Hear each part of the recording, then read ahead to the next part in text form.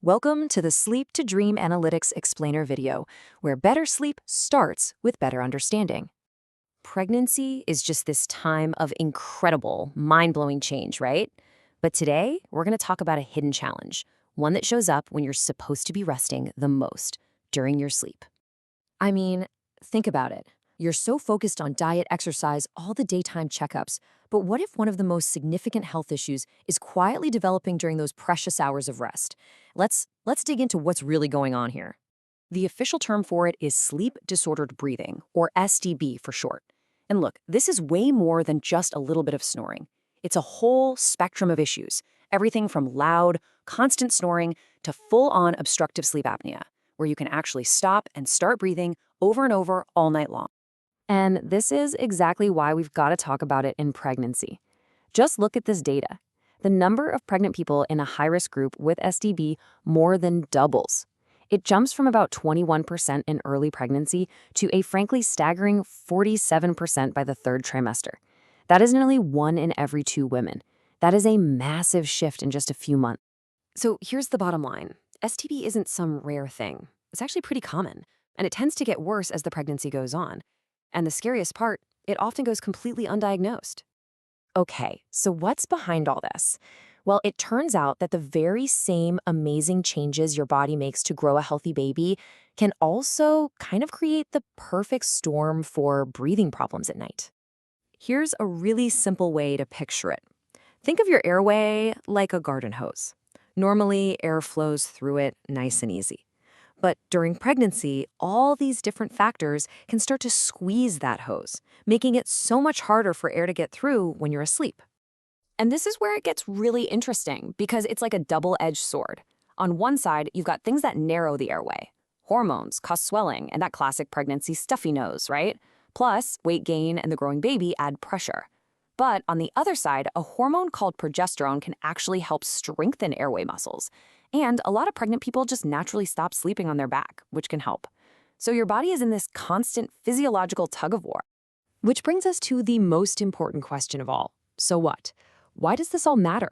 What are the actual risks of this squeezed hose for both mom and baby? Well, the link isn't exactly A to B, but it follows a pretty clear path. When SDB interrupts your breathing, your blood oxygen levels drop again and again. This sets off a chain reaction of stress and inflammation all through your body. And it's that body-wide inflammation that researchers think is a key trigger for some of the most serious pregnancy complications. Let's talk specifics, because the numbers are pretty clear. One of the most solid findings in all the research is the link to high blood pressure. Study after study shows that SDB is linked to roughly doubling the odds of developing things like gestational hypertension and preeclampsia. And it's not just about blood pressure. Take a look at this. The connection to gestational diabetes is just wow. In this one study, the rate was about 25% for women without SDB. That number jumps to 43% for those with mild SDB, and all the way up to 63% for those with moderate to severe cases. It's a straight line. The worse the breathing gets, the higher the risk. And while this next one is rarer, the potential for really serious issues is there. This quote from a massive study just floors me. Obstructive sleep apnea was linked to a 9-fold increased risk of cardiomyopathy. That's a dangerous weakening of the heart muscle. It's a really powerful reminder of why we have to take this stuff seriously. Okay, so we've laid out the problem, we've talked about the risks. The obvious next question is, what can we actually do about it? How do you even find out if you have it, and how can you treat it safely? So here's where it gets a little tricky. Normally a doctor might ask, how sleepy are you during the day? But if you ask a pregnant person that question, come on. Daytime fatigue is practically universal, so the standard screening tools just don't really work. So if feeling tired all the time isn't a good sign, what is? What are the real indicators that someone might be at a higher risk for developing SDB while they're pregnant? Luckily, the research gives us some much better clues to look for. The big ones are snoring all the time, we're talking 3 or more nights a week, already having high blood pressure before pregnancy, a baseline BMI over 30, and older maternal age. These are the major red flags to be aware of. Now for the good news. If SDB is diagnosed, there is a proven, really effective solution. The gold standard treatment is a CPAP machine. It just uses gentle air pressure to keep your airway open while you sleep. And this is the most important part. It is considered both safe and effective to use during pregnancy. Okay, let's boil all of this down into the most important takeaways. What are the absolute must-know points from all this?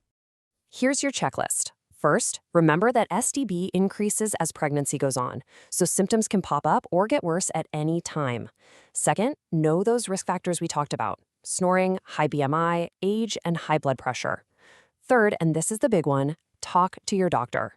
Bring up these risk factors at your prenatal visits. And finally, just know that if there is a problem, treatment is safe and it works. And that leaves us with one last really big question. We've seen how common STB is, how it gets worse over time, and how it's linked to really serious complications. And yet, research shows that less than 3% of doctors routinely ask about snoring. So the question we have to ask is, why isn't a simple conversation about sleep a standard part of prenatal care for every single person? Thank you for watching the Sleep to Dream Analytics Explainer video. We hope you sleep well and dream easy.